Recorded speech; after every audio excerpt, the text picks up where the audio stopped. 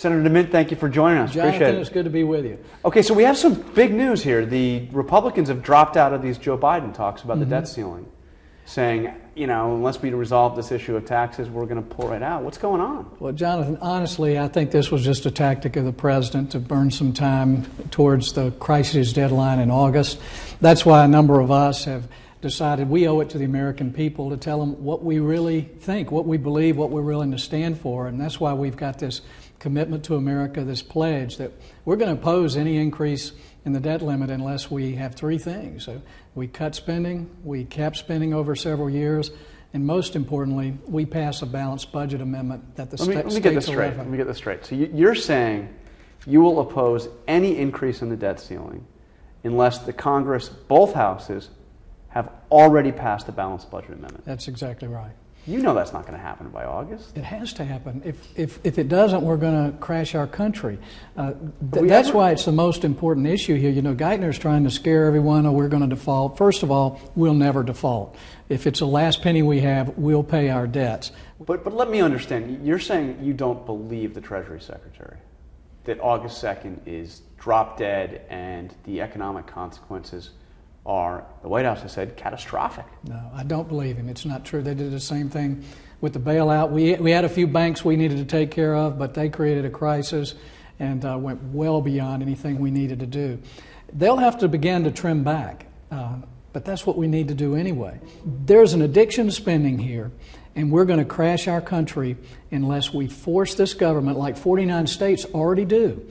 These 49 states have to balance their budget because their constitutions require it. What happens to Republicans who go along with a debt ceiling increase? If they go along with a debt ceiling increase without a balanced budget amendment and the kind of stuff you're talking about? I think for the most part they're gone. It would be the most toxic vote we could take. If you look at the polls, Democrats, Republicans, Independents, they do not think we should increase the debt limit. And nearly 80% across party lines believe we should balance our budget. So Republicans that go along with a debt ceiling increase are gone. Yeah, well, I can't say that 100%, but I think based on what I can see around the country, not only are those individuals gone, but I suspect the Republican Party would be set back many years because you're going to immediately see third-party activity. I don't want that, but you're going to see people saying the Republican Party's not doing what they said. We lost a lot of confidence in that continuing resolution vote a couple of months ago where we said we were going to get $100 billion and ended up with maybe $5. I don't know what much. So people are watching us with a very suspicious eye right now. Okay, what about you though? Because you're not just a senator from South Carolina. You've got a movement behind you. You've got your own fundraising apparatus. You've been known to weigh in some of these primaries. Are you going to get active against Republicans who go along with a debt ceiling increase if they do?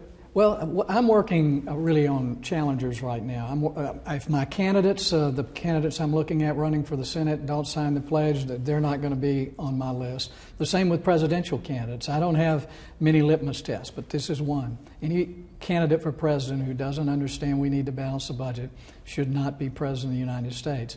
So I'm looking for candidates to sign the pledge. As of today, we already had three, Tim Pawlenty, Herman Cain, Ron Paul.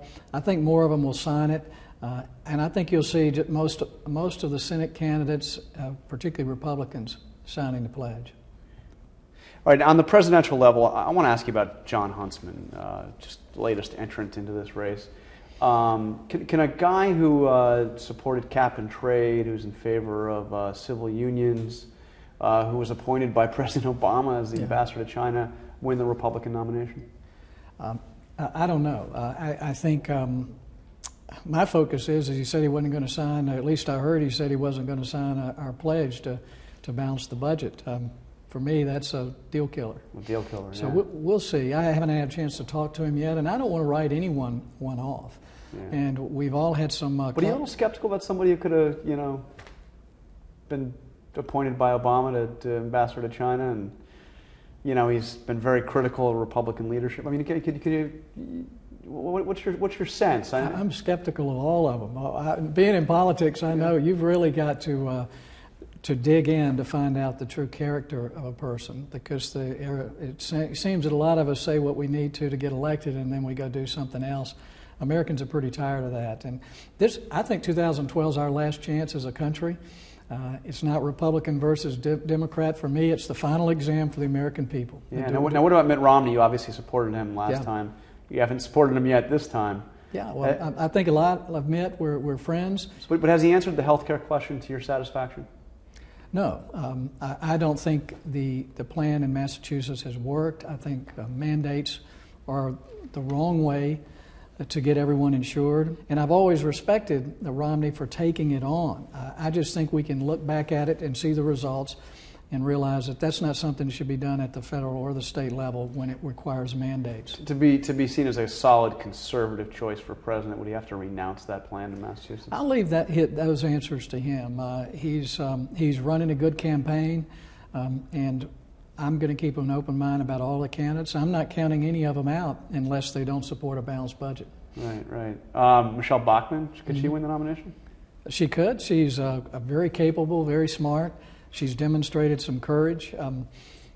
So I think our field is a lot deeper than the media gives us credit for. The more I get a chance to interact with these candidates, I've been in Iowa and New Hampshire. I was with some of them in New Orleans. They've got a lot of depth, and I think they're developing. And as the public gets to know them, I think we're going to have a good solid 2 or 3 to fight through this primary. Is there any conceivable way that you get into this race? Not that I can conceive at this point. Not that you can conceive, but you don't absolutely rule it out. Well, I don't rule out anything in life, but I have no plans, no intent, no desire to run for president. You're not like General Sherman, though. I don't think so. Remember, he burned Atlanta, man. I know I'm not like Sherman. Okay, well, we know a few ways you're not like General Sherman. All right, Senator Jim DeMint, thank you very much. Thank you. Thanks for taking time to talk to us. Appreciate it. All right.